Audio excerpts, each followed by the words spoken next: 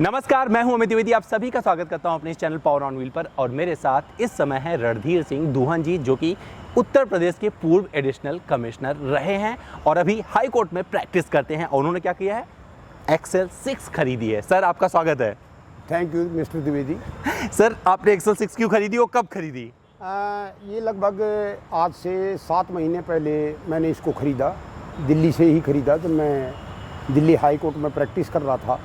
तो एक दिन मैंने इस गाड़ी को रोड पर देखा, तो इसके शोरूम पर मैं गया और वहाँ से मैंने डिसाइड किया कि मैं ये गाड़ी लूँ और इसका टेस्ट ड्राइव मैंने उनके साथ लिया और फिर मैंने डिसाइड किया। तो दोस्तों, बहुत कुछ बात करने वाले हैं सर से इस वीडियो में, लेकिन इनका मकसद इस गाड़ी को खरीद कर चलाने का नहीं है। इनका मकसद इस गाड़ी को खरीद कर पीछे सीट पर बैठने का है। और देखेंगे इनके साथ सिर्फ रियर सीट वाला रिव्यू, क्योंकि सर चलाते नहीं है, चलाता ड्राइवर है तो चलाएगा ड्राइवर। और बात करेंगे हम रियर सीट पर बैठकर, पूरा सोशल डिस्टेंसिंग है, ये भी ध्यान रखिएगा, और हम उसका पूरा ख्याल रख रहे हैं। तो दोस्तों, आइए चलते हैं सर के साथ इसके अंदर रियर सीट पर और देखते हैं सर कितने खुश हैं।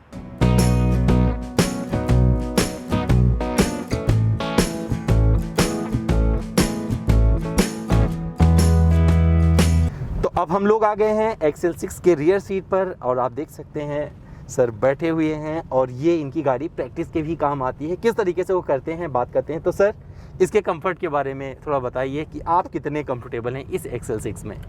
देखिए, सबसे पहले मैंने बहुत सारी गाड़ियों का ट्रायल किया और चूँकि मैं बहुत सीनियर अफसर रहा हूँ, एज एन एडिशनल कमिश्नर तक पहुँचा हूँ, तो ये समझिए कि जीप से लेकर के और Bolero, Tata Sumo, Endeavour, Innova, इन सभी गाड़ियों को हमने यूज किया है।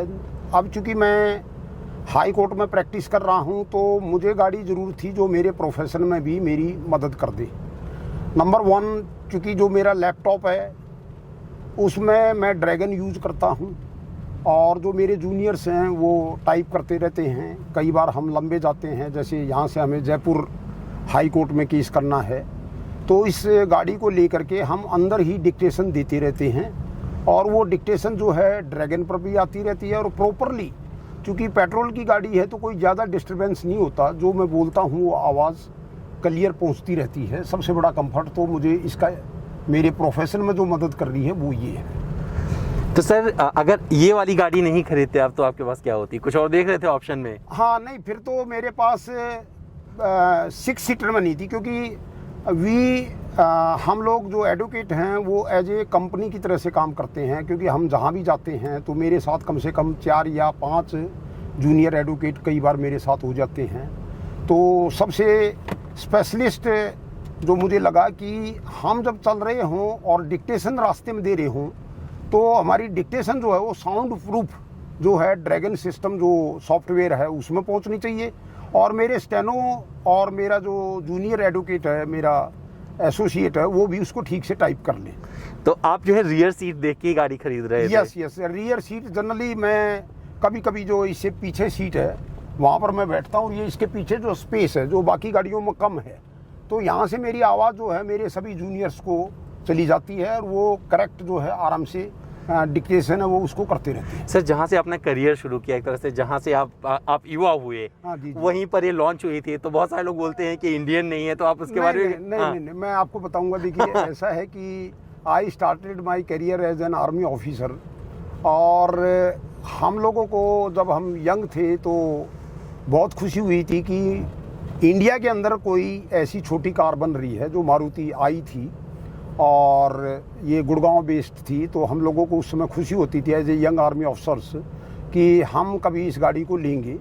और चलते चलते जो है आज मारुति यहाँ तक डेवलप करके आई है जापानीज कोलैबोरेशन से। तो सबसे पहले तो हमें, चूँकि I am N army officer, ex army officer, तो हमें अपनी कंट्री की चीज़ पसंद है। तो चूँकि सबसे पहली बात तो मेरा प्रेफरेंस ये है कि इस गाड़ी ने जो लगभग 1980 से जर्नी शुरू की, तो मैं इसको अपने यंगस्टर डेज में भी देखा और आज ओल्ड एज में भी देख रहा हूँ। तो मुझे बहुत खुशी है कि जिस तरह से हमने अपनी ज़िंदगी में प्रमोशन पाए हैं, उसी तरह से मारुति भी जो है अपना प्रमोशन जो है पाती रही। सर आपका जो पद रहा है, जो आप जिस पोजीशन पे आप रहे हो, वहाँ पर लोग बहुत लग्जरी गाड़ियाँ चूज करते हैं और आपने एक्सेल 6 में लग्जरी तलाश ली, तो ये बड़ी खुशी की बात है। नहीं, हाँ लग्जरी तलाश ली। फिर दूसरा जो है, देखिए बाकी जो गाड़ी आप जो लग्जरीज जो सड़क पे चलती है तो उसमें आपको बाहर से देखेंगे तो ये नहीं लगेगा कि कोई एडवोकेट क्लास या बहुत सीनियर अफसर जा रहा है। तो ये गाड़ी बिल्कुल लुक देती है। जैसे पहले कभी कभी एचएम की गाड़ी एम्बेसडर एक लुक देती थी कि वो पास से निकलती थी तो लगता था कि कोई सरकारी आदमी जा रहा है। तो मैं तो यहाँ तक कहना चाहूँगा कि जो मिडिल क्लास के ऑफिसर्स हैं, जैसे एडीएम्स हैं और जैसे थोड़े से इसी रैंक के, तो उन लोगों के लिए एक स्पेसिफिकेशन भी बन जाए, इस तरह की गाड़ी रिकमेंड कर दी जाए। जो सीनियर लेवल के हैं उनको थोड़ी सी और बड़ी दे दी जाए, सो दैट इंडिया में गाड़ी के रिकग्निशन का जो सिस्टम था वो ख़त्म होता जा रहा है। तो ये जो है लोगों को सोचना पड़ेगा कि किसके लिए क्या गाड़ी चूज की जाए, क्योंकि जनरली जब जीप आती थी तो चलता था कि लगता था कि इसमें एसडीएम आ रहा है, एम्बेसडर आती थी तो चलता था कि कोई एडीएम या डीएम या सीनियर अफसर आ रहा है। तो इसी तरह से जो है मैं खुश हूँ कि ये मेरे लिए लग्जरी भी है और सबसे बड़ी बात यह है कि मेरे प्रोफेशन को ये शूट कर रही है। तो सर जब जैसे आप आते हो तो लोग बोलते हैं कि सर आ गए एक्सेल 6 में, मतलब आपको रिकॉग्नाइज कर लेते हैं लोग इस गाड़ी से। यस। सबसे पहले तो जो ये मेरी गाड़ी है, एक तो देखिए दिल्ली हाई कोर्ट में जो पार्किंग की है, हम लोग तो चूँकि ऑथराइज पार्किंग में हैं, लेकिन पार्किंग की हर जगह इंडिया में समस्या बनती जा रही है। तो एक तो ये गाड़ी इतना कम स्पेस लेती है तो पार्किंग की कोई प्रॉब्लम नहीं है। नंबर 2 जो है, अभी आप देख रहे हैं, आप आराम से कोई भी चीज़ टाइप कर लें, कोई वो नहीं होगा। ड्रैगन पर अगर आप आवाज़ टाइप करना चाहें तो कोई आवाज़ नहीं आएगी।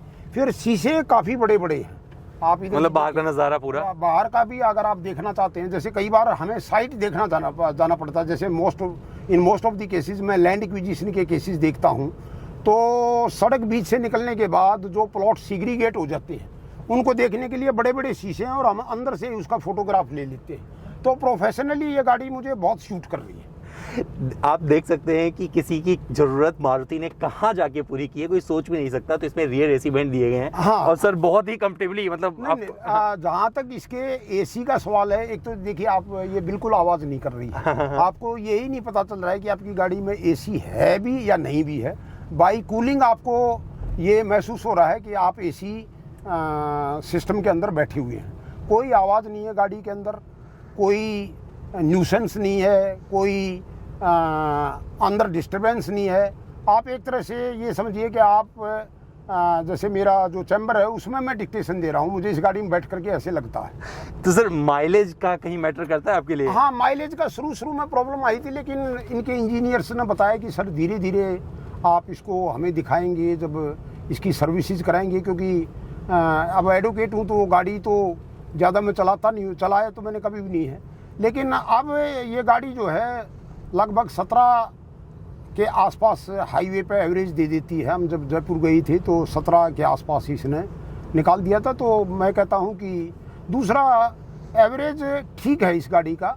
एंड सेकेंडली ये गाड़ी पेट्रोल की है तो एनवायरमेंटल फ्रेंडली भी कुछ ना कुछ तो है ही है। एलपीजी से तो खैर कम है, लेकिन डीजल से ज़्यादा तो एनवायरमेंटल फ्रेंडली है ही।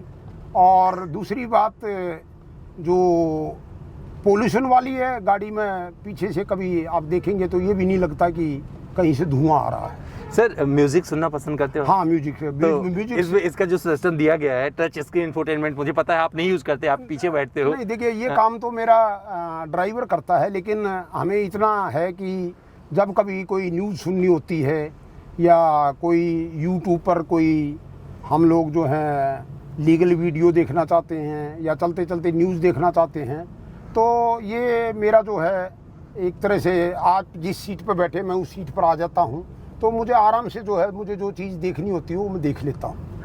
बहुत बढ़िया। तो कितने की पड़ी थी सर? क्योंकि कॉस्ट भी जो है मैं तो आपको बताऊँगा कि उन लोगों ने मुझे शायद ये देखते हुए कि उन्होंने मुझसे लगभग सारा मेरा सिस्टम करके लगभग 13,70,000 या 80,000 रुपये के बीच में उन्होंने मुझे ये रोड पर ला करके दे दी थी। बीइंग एन ओल्ड मैन, जो वहाँ पर बच्चे थे जिन्होंने राणा मोटर्स के यहाँ से मैं लाया था, तो उन बच्चों ने भी जो है कहा कि अंकल हमारी तरफ से भी कुछ जो है इसमें कंसेशन ले लीजिए। हालांकि मैंने तो नहीं कहा, लेकिन I am very grateful to those boys. एक तो मिस्टर शर्मा हैं, तो उन्होंने कुछ मुझे कंसेशन भी दिया, और मेरा जो है ये ऊपर से नीचे वाला मॉडल है, तो इसमें बहुत कुछ लगा दिया। हाँ, बहुत कुछ एक्सेसरी में देख रहा हूँ, एक्सेसरीज में दे करके, और उन्होंने कहा कि हमने आपको जो है, I am very happy. First of all our country and Japan, they have got very big similarities.